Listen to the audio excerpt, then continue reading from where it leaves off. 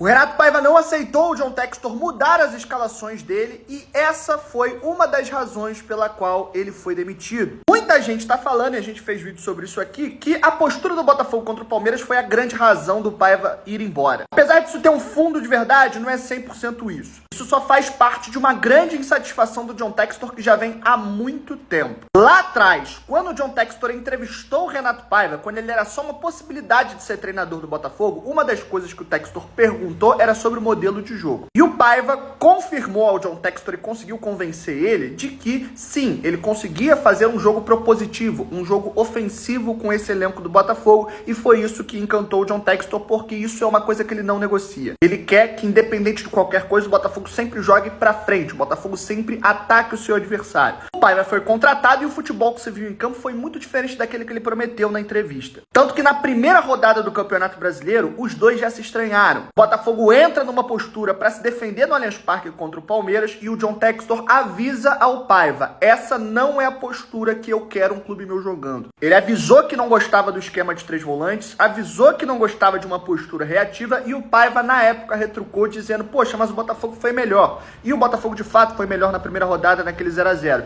Mas ainda assim o John Textor falou que não importa o resultado, ele se importa com a postura e ele não quer o Botafogo com uma postura defensiva. Isso aconteceu diversas outras vezes, eles tiveram diversos problemas em cima disso. Textor sempre avisando pra ele: eu não quero time com 3 volantes, eu não quero uma postura defensiva. E o Paiva meio que não ligou nas vezes que ele achava que o Botafogo tinha que se defender. Se defendeu e o ápice, a gota d'água, foi o jogo contra o Palmeiras. Tanto que, depois que termina o jogo, o John Textor pede uma reunião com todos os jogadores e toda a comissão técnica, todos os funcionários do Botafogo que estavam nos Estados Unidos, e o Textor disse que estava muito orgulhoso do desempenho, dos resultados, principalmente do jogo contra o PSG, mas ele estava extremamente decepcionado com a postura do Botafogo na partida contra o Palmeiras. Independente de vencer ou perder, o Textor deixou claro para todo mundo que estava chateado com a forma como o Botafogo se portou na partida. E logo depois, um dia depois do jogo, o Renato Paiva foi chamado, conversou ali e teve um anúncio da demissão. Renato Paiva se surpreendeu, ele não achava que seria demitido, até porque não foi a primeira vez que o John Textor chegou e disse que não gostou da maneira como ele colocou o time, mas o recado